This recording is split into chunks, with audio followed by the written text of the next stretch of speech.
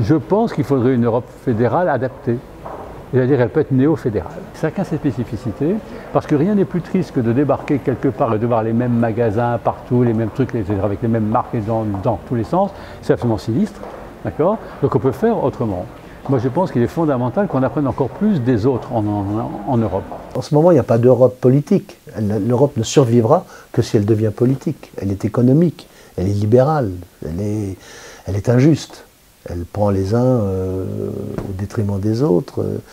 Elle n'a pas d'idéal pour l'instant. Si on veut ramener les gens vers une idée de l'Europe qui est paisible, il faut que cette Europe soit sociale. Et si cette Europe est sociale, c'est que nous avons les moyens de cette sociabilité, de cet aspect social du territoire européen. Ça passe donc par une meilleure répartition des richesses. Alors on est tous différents, ça, je suis bien d'accord avec ça, mais ayant une usine en Espagne, en Allemagne et ailleurs, etc., je vois bien que les gens ont des comportements différents, issus de leur système de pensée. Nous sommes d'accord avec ça, et donc il faut gérer cette diversité absolue. Je pense qu'en fait, nous allons tous redevenir des artisans, avec des petits chefs de village qui seront très intéressants. Et donc nous allons, si l'économie est circulaire, nous allons tous produire sur place ce qui nous est nécessaire. Et donc par conséquent, on a besoin d'un boulanger, on a besoin d'un boucher, et c'est leur communication entre les deux qui fait qu'on va arriver à avoir un sandwich. Les distorsions actuelles ne sont pas très bonnes, nous le savons tous. Maintenant, est-ce qu'on n'a pas fait rentrer dans l'Europe trop de pays qui avaient des disparités gigantesques? On ne peut pas donner du steak au poivre à un nourrisson, hein, il aurait des aigreurs d'estomac. Donc il faut aussi, en fonction des capacités de chacun, trouver un juste équilibre. Voilà, il y a des pays qui sont en retard par la force des choses, il y a des fatalités. Quelquefois, il faut faire attention au mélange, parce que ça fait baisser le niveau des autres. Et je suis un adepte du proverbe, un riche qui s'appauvrit, c'est un pauvre qui meurt. Ce qui manque en Europe aujourd'hui, c'est la cohérence.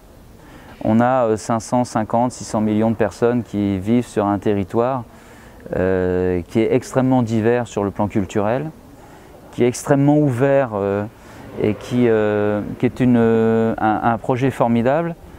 Et en même temps, on sent que l'Europe est complètement déstabilisée. L'Europe, elle doit être un générateur de paix. Et la paix, ça passe par une meilleure répartition des richesses.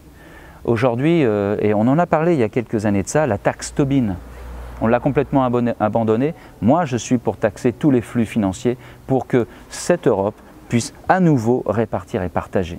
Depuis des années, je pleure intérieurement qu'on n'ait pas eu le courage de mettre par exemple en place ce qu'on a appelé à une époque la taxe Tobin, qui était simplement un prélèvement de 0,00 de taxes sur les bénéfices, et il y aurait la moitié de la planète qui ne mourrait plus de faim.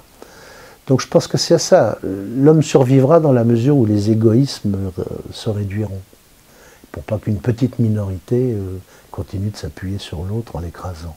L'Europe doit politiquement se stabiliser, doit permettre d'avoir un gouvernement européen élu par l'ensemble des Européens, et non pas cloisonné par nation qui décide si... non, votons pour un gouvernement européen.